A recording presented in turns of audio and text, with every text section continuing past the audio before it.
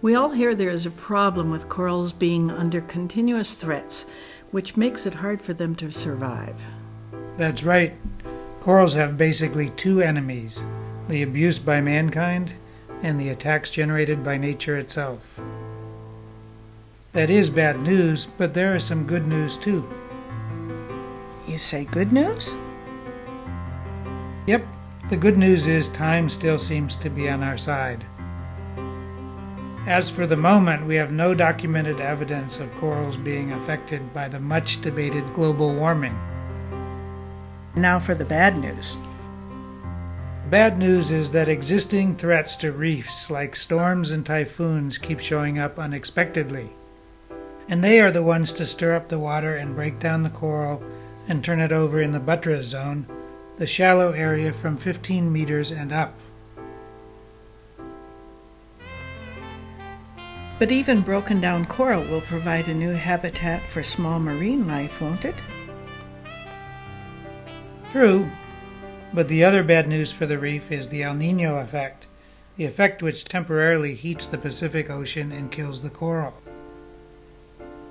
El Niño shows up unexpectedly every few years, starting its life in the Galapagos archipelago with immediate effects. Winds are down, rainfall goes up, so does the temperature, and the heated ocean water starts its world tour to travel as far as California and the East African coast. I see. And then this sudden rise in water temperature kills unsuspecting corals and bleaches them, like this one. Yep. Sometimes you're tempted to think that Earth itself puts a limit to bad news. There is evidence that corals might be able to adapt to a slow rise in ocean temperature, as if they are anticipating global warming.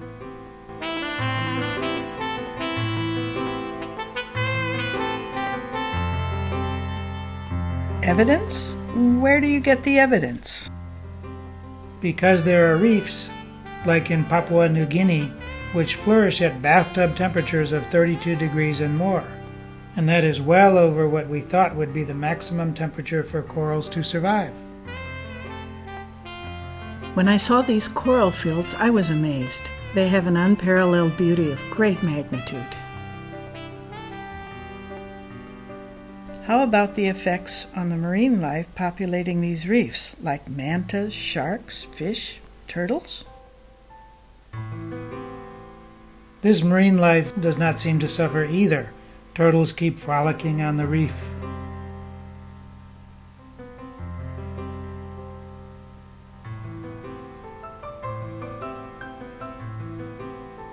Mantas perform their flybys over the reefs to scoop plankton, their staple food.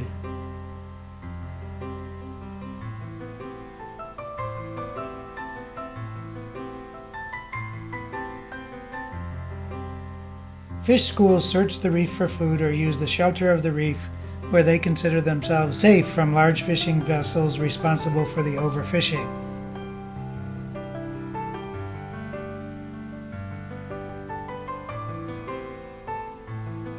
And the sharks, they are patrolling the... Stop! Don't you realize that since you started watching, just 3 minutes ago, 500 sharks were caught, killed, and finned? That's more than the average diver will ever get to see his whole life.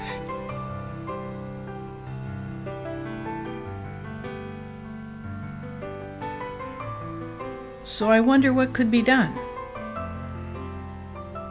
Well, make the public aware that our oceans, the marine life, and the invisible reefs have to be pampered, respected.